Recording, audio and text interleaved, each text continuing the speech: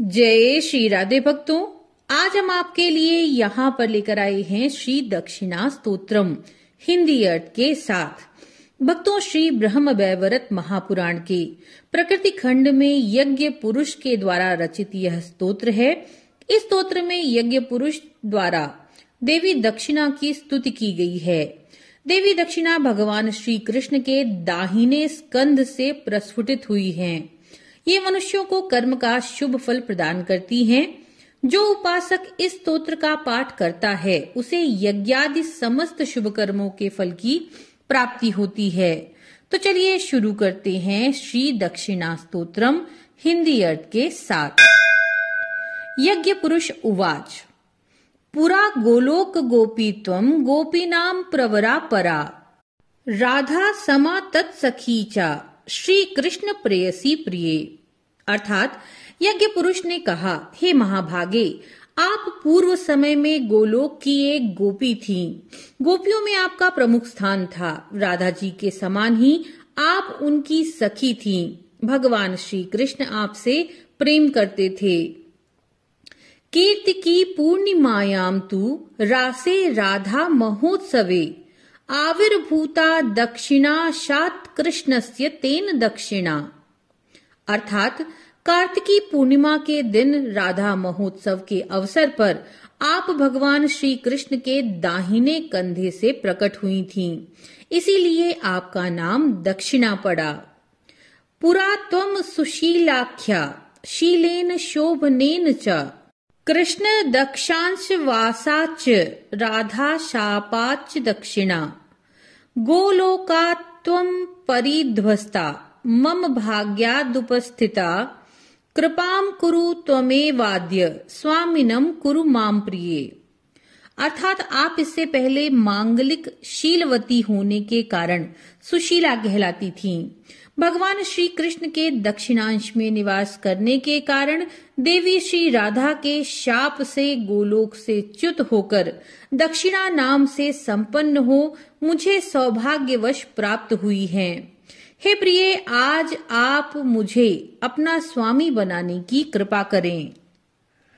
कर्मिणाम कर्मणाम देवी त्वमेव फलदा सदा, त्वया बिना च सर्वेषां सर्वं कर्मं च निष्फलम्।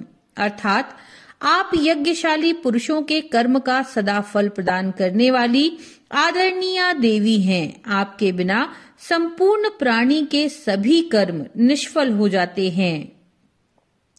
फल शाखा विहीनश्च यथा वृक्षे महीतले, त्वया बिना तथा कर्म कर्मिणाम च न शोभते।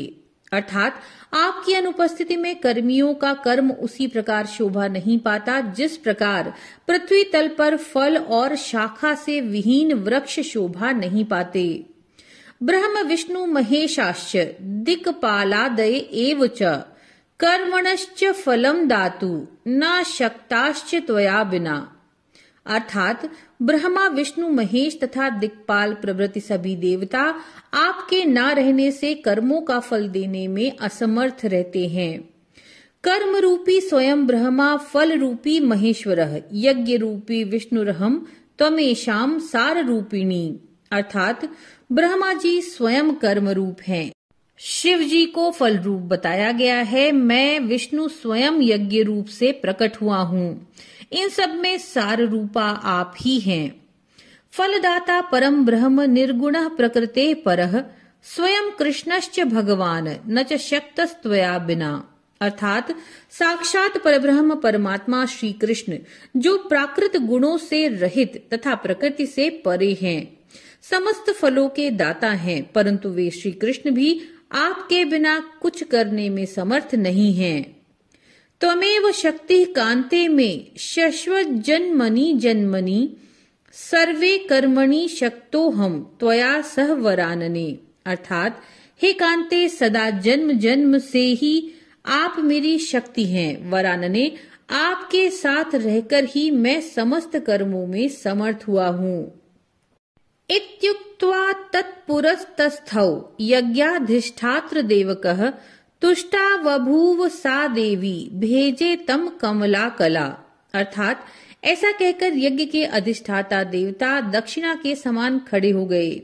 तब कमला की कला स्वरूपा उन देवी ने संतुष्ट होकर यज्ञ पुरुष का वर्ण किया। इदं च दक्षिणा स्तोत्रम यज्ञ काले च यह पठेत फलम च सर्व यज्ञानाम लभते नात्र संशयः।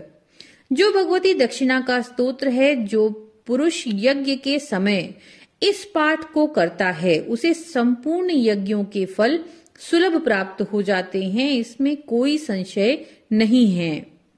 इस प्रकार श्री ब्रह्म वैवर्त महापुराण के प्रकृति खंड में यज्ञ पुरुष कृत श्री दक्षिणा स्तोत्र संपूर्ण हुआ।